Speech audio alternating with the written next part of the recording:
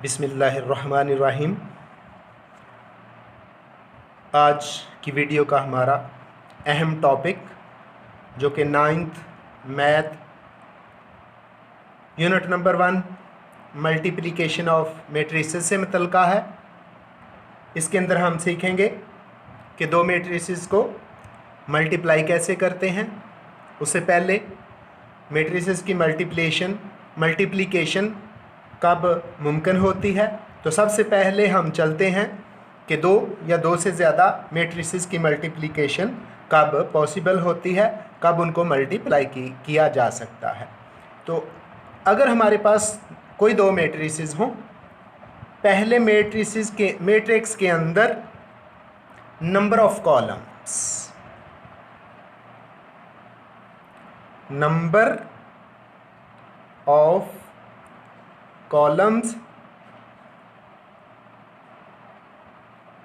in first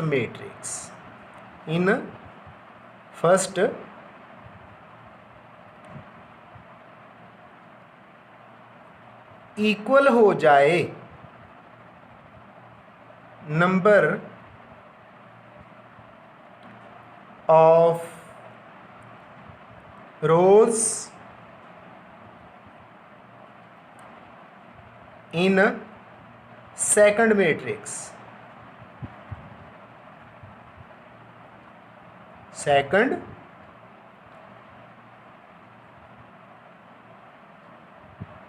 तो दो matrices की मल्टीप्लिकेशन पॉसिबल होती है, मुमकिन होती है। फिर सुन लें कि दो मैट्रिसेस की मल्टीप्लिकेशन उस वक़्त पॉसिबल होती है, उस वक़्त मुमकिन होती है जब पहले मैट्रिक्स में नंबर ऑफ कॉलम्स यानी कॉलम्स की तादाद और दूसरे मैट्रिक्स के अंदर रोज़ की तादाद आपस में इक्वल हो जाए। दूसरे लफ्ज़ों में हम कहेंगे, अगर हम किसी मैट्रिक्स का ऑर्डर m/n लिखें तो पहले मैट्रिक्स के अंदर n और दूसरे मैट्रिक्स का ऑर्डर भी हम m/n लिखें तो दूसरे मैट्रिक्स में m यानी पहले मैट्रिक्स का n और दूसरे मैट्रिक्स का m इक्वल हो जाएं तो फिर मल्टीप्लिकेशन मुमकिन होती है। तो यहाँ हमारी जो एक्सरसाइज आपकी बुक 9th की बुक में जो हमारी एक्सरसाइज 1.4 है, उससे हम चंद एक सवालात, चंद एक क्वेश्चंस लेते हैं और उनको मल्टीप्लाई करते हैं। तो पहला हमारा क्वेश्चन है जिसके अंदर एक मैट्रिक्स ए दे दिया गया है, उसकी एंट्रीज हैं जी 3, 0, -1 और 2। और एक दूसरा मैट्रिक्स बी दे दिया गया है जिसकी एंट्रीज हैं 6 और 5। इनको हम मल्टीप्लाई करते हैं, यानी हम इनका a मल्टीप्लाइड बाय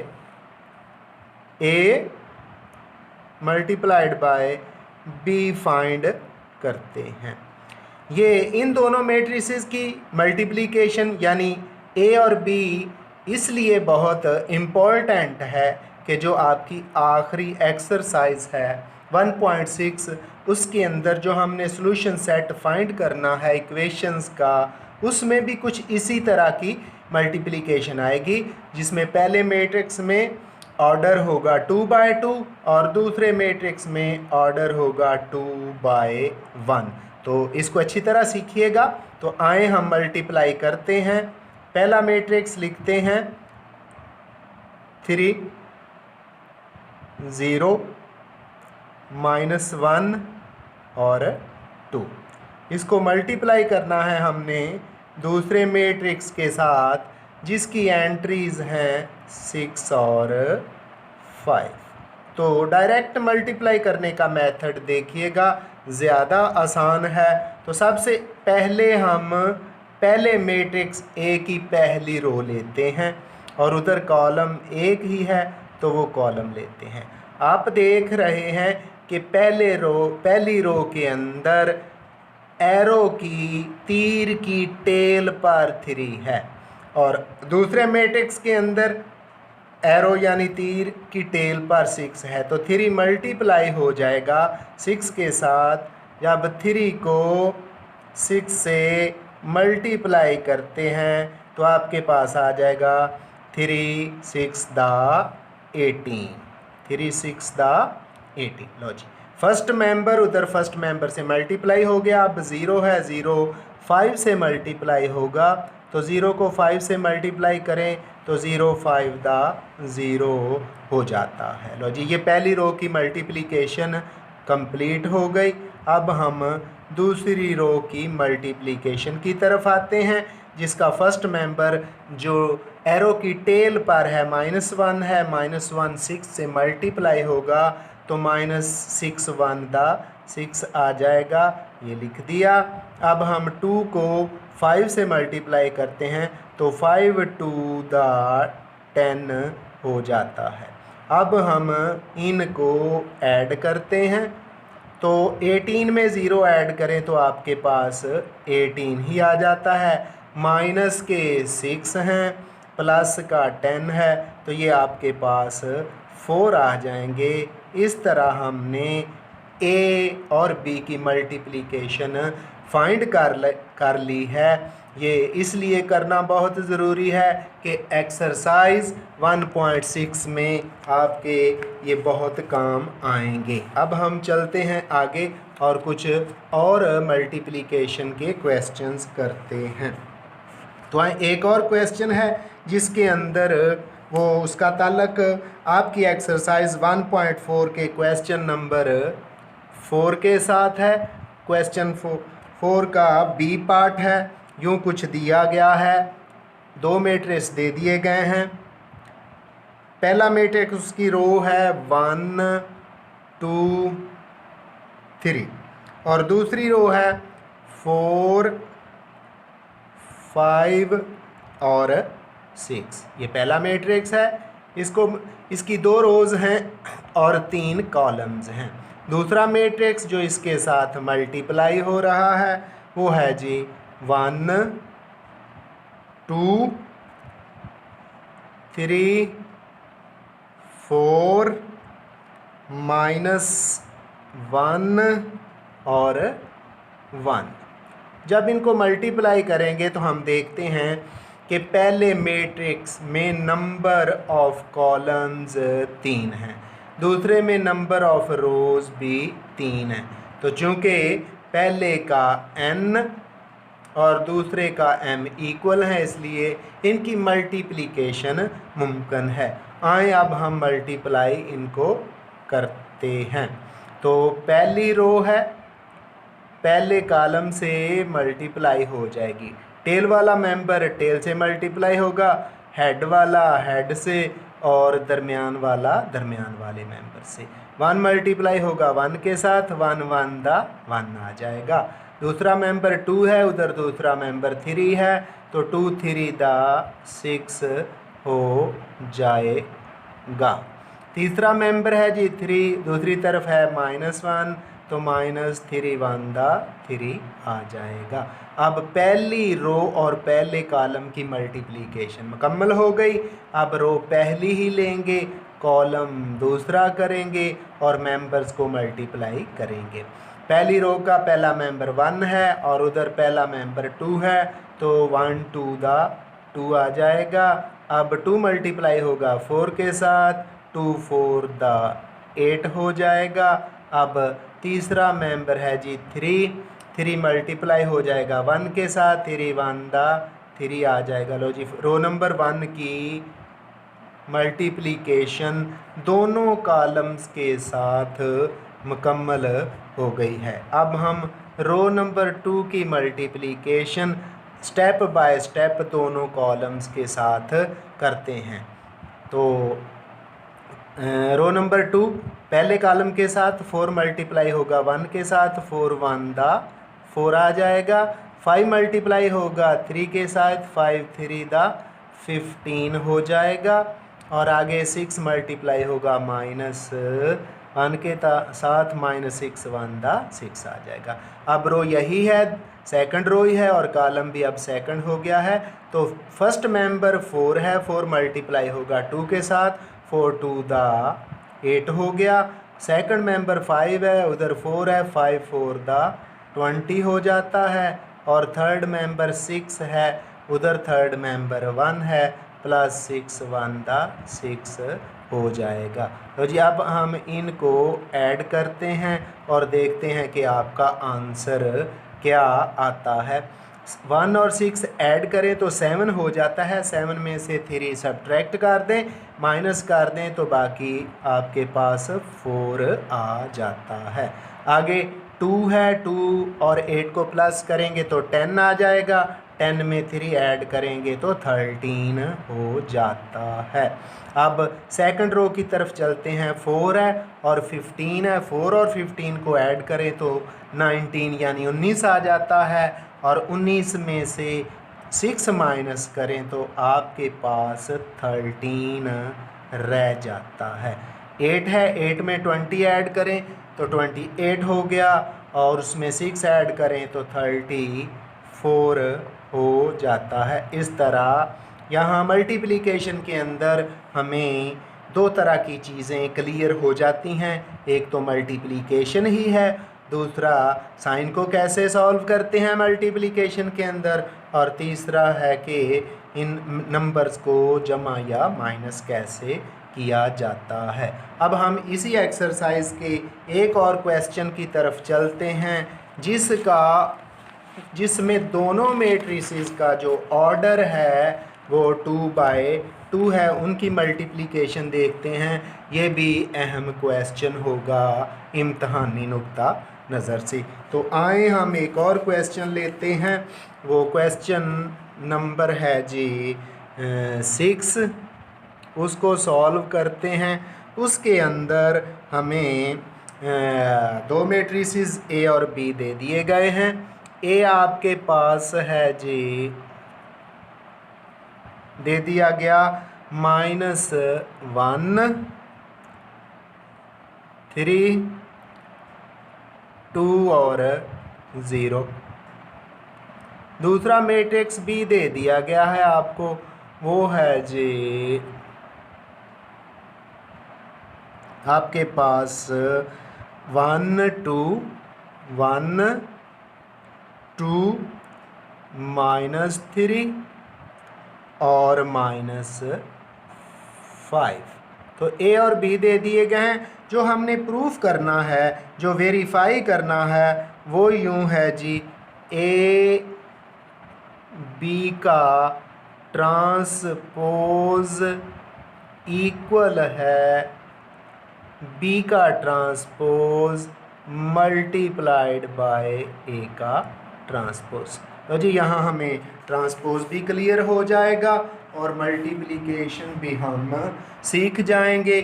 तो आए, दो साइड्स हैं, पहले एक साइड लेते हैं और उसको सॉल्व करते हैं। ये साइड लेफ्ट हैंड साइड है जो कि है ए बी और उसका ट्रांसपोज। तो इसके अंदर ब्रैकेट के अंदर मौजूद पहले हम ए और बी की मल्टीप्लिकेशन करते हैं। तो ए की वैल्यू, ए का मैट्रिक्स लिखेंगे और बी से मल्टीप्लाई करेंगे। -1 है, फिर 3 है, फिर 2 है और 0 है। इसको मल्टीप्लाई करना है 1 2 -3 और -5 के साथ। अब मल्टीप्लाई करते हैं। मल्टीप्लिकेशन कुछ यूं है, रो मल्टीप्लाई होती जाएगी कॉलम के साथ, रो मल्टीप्लाई होती जाएगी कॉलम के साथ। तो पहली रो को दोनों कॉलम से मल्टीप्लाई करते हैं, फिर दूसरी रो को मल्टीप्लाई करेंगे। लो जी, पहली रो में पहला मेंबर है -1, 1 के साथ मल्टीप्लाई होगा, -1 1 दा 1 आ जाएगा। 3 जो है -3 से मल्टीप्लाई होगा, -3 3 दा 9 हो जाएगा। पहली रो पहले कॉलम से मल्टीप्लाई हो चुकी, अब पहली रो दूसरे कॉलम से मल्टीप्लाई होगी। -1 2 के साथ मल्टीप्लाई होगा तो -1 टू द 2 आ जाएगा, और 3 मल्टीप्लाई होगा -5 से तो -3 5 द 15 हो जाएगा। लो जी, पहली रो की दोनों कॉलम्स के साथ मल्टीप्लिकेशन मुकम्मल हो गई है। अब हम दूसरी रो को बारी बारी मल्टीप्लाई करते हैं, पहले कॉलम से और दूसरे कॉलम से। तो 2 1 से मल्टीप्लाई होगा, 2 1 द 2 आ जाएगा, 0 3 के साथ तो -0 हो जाएगा। आगे इसी रो की मल्टीप्लिकेशन दूसरे कॉलम से, 2 2 से मल्टीप्लाई होगा, 2 2 द 4 आ जाएगा, और उसके बाद 0 5 से मल्टीप्लाई होगा, 0 हो जाएगा। तो हमारे पास जो ए बी आ जाएगा वो कुछ यूँ है, A B is equal to minus का 1 है और माइनस के 9 है, माइनस का 10 हो जाएगा। आगे माइनस के 2 हैं और माइनस के 15 हैं, माइनस का 17 हो जाएगा। नीचे 2 -0 है तो 2 ही आ जाएगा, 4 -0 है तो 4 ही हो जाएगा। ये हमारे पास ए बी आ चुका, इसका हमने ट्रांसपोज लेना है। ट्रांसपोज ए बी का हम डायरेक्ट लेंगे, ए बी का ट्रांसपोज, और दूसरी तरफ हम जो मैट्रिक्स दे दिया गया है उसका ट्रांसपोज डायरेक्ट यूँ लेंगे कि रोज़ को कॉलम में बदल देंगे। पहली रो है -10, उसको पहले कॉलम में चेंज हमने कर दिया। अब दूसरी रो है 2 और 4, उसको दूसरे कॉलम में चेंज कर देंगे। तो इस तरह हमारे पास ए बी का ट्रांसपोज आ गया है।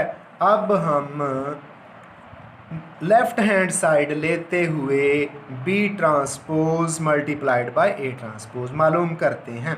तो हमारे पास हम लेते हैं जी राइट हैंड साइड, उसके अंदर बी जो हमें दे दिया गया है वो कुछ यूँ है, b इज़ इक्वल टू 1 2 -3 और -5, और जो हमें ए मैट्रिक्स दे दिया गया है वो कुछ यूँ है जी, a इज़ इक्वल टू -1